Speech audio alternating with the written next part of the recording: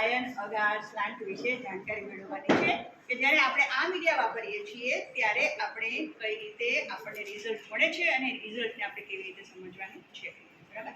તો આપણે triple sugar ion અગારની મીડિયાને સમજતા પહેલાં આપણે એ ક્લિયર કરી લઈએ કે આ સ્પેશિયલ ટાઈપનું મીડિયા છે જેને આપણે ખાસ કરીને જ્યારે એન્ટેરોબેક્ટેરિયાસી ફેમિલીના મેમ્બર્સને આપણે આઈડેન્ટિફાઈ કરવાના હોય, ગ્રામ નેગેટિવ શોર્ટ પ્રોડ્સને આઈડેન્ટિફાઈ કરવાના હોય ત્યારે આપણે આ મીડિયા વાપરીએ છીએ. ઓકે, આ મીડિયામાં આપણે એનું જો કમ્પોઝિશન છે જો રફલી જોવું હોય તો આપણે જોઈ શકીએ કે એમાં પેપ્ટોન નાખેલો છે જે પ્રોટીનનું મીડિયા પ્રોટીન માટેનું એક ઘટક છે.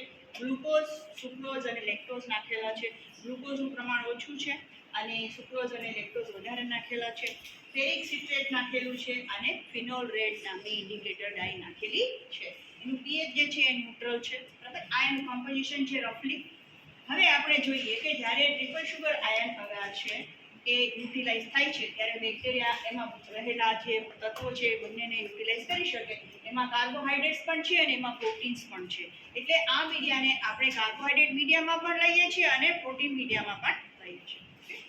હવે એમાં આપણે સોડિયમ થાયોસલ્ફેટ નાખેલો છે, બરાબર છે. તો આનું પણ એક ખાસ કામ છે કે જે ગ્રામ નેગેટિવ શોર્ટ પ્રોડ્સને ગ્રો થવામાં સપોર્ટ કરે છે.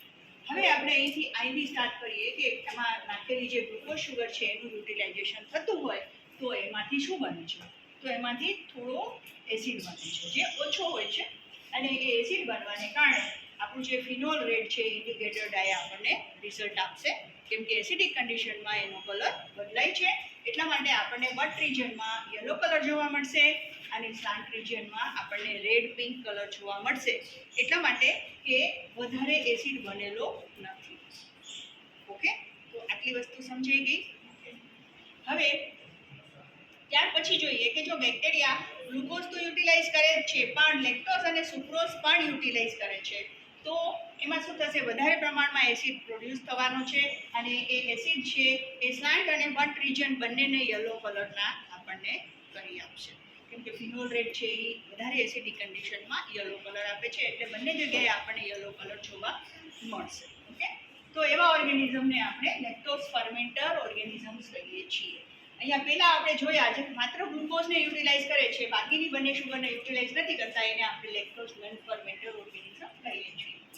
ત્યાર પછી વારો આવે છે એવા ઓર્ગેનિઝમનો કે જે કાર્બોહાઈડ્રેટને વધારે મહત્ત્વ આપતા નથી. તો એવા ઓર્ગેનિઝમ છે એ પેપ્ટોનને યુટિલાઇઝ કરે છે ને એમાંથી એમોનિયા લિબરેટ કરે છે અને આ એમોનિયા લિબરેટ થવાને કારણે આ ફિનોલ રેડ જે છે એ ઇન્ડિકેટર ડાય છે એ આલ્કલાઇન કન્ડિશનમાં વધારે રેડ કલરની થશે. એટલે સ્લાન્ટ અને બટ બંને આપણને ડીપ રેડ કલરના જોવા મળશે. ત્યાર પછી આપણે વાત કરીએ ફેરિક સિટ્રેટ જે આપણે આયર્ન સોલ્ટ નાખેલો છે. તો આયર્ન સોલ્ટને યુટિલાઇઝ કરનારા બેક્ટેરિયા છે એ H2S ને પ્રોડ્યુસ કરે છે અને આ આ પેપ્ટોનને યુટિલાઇઝ કરનારા બેક્ટેરિયા H2S પ્રોડ્યુસ કરે છે અને H2S છે એ ફેરિક સિટ્રેટ સાથે બાઇન્ડ થઈને આપણને બ્લેક કલરના પ્રેસિપિટેટ્સ આપશે.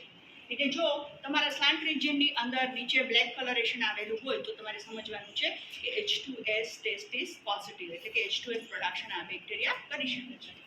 ત્યાર પછી આવે છે ગેસ પ્રોડક્શન. જો આ બેક્ટેરિયા ગેસ પ્રોડ્યુસ કરતા હશે તો આપણને એ બબલ સ્વરૂપે દેખાશે ગેસ પ્રોડક્શન, અથવા તો જે મીડિયા છે એ તૂટી જશે, ક્યાંકથી તૂટેલા ભાગો દેખાશે અને ક્રેક્સ પડશે. તો એ ક્રેક્સ જો હાજર હોય તો આપણે સમજવાનું છે ગેસ પ્રોડ્યુસ થયેલો છે, બરાબર. તો આ રીતે આપણે આ ચાર જે યુટિલાઇઝેશન છે એને વ્યવસ્થિત રીતે આ મીડિયાની અંદર સમજવાના છે. હવે આપણે જોઈએ કે લેક્ટોઝ નોન ફર્મેન્ટર બેક્ટેરિયા છે કયા કયા છે.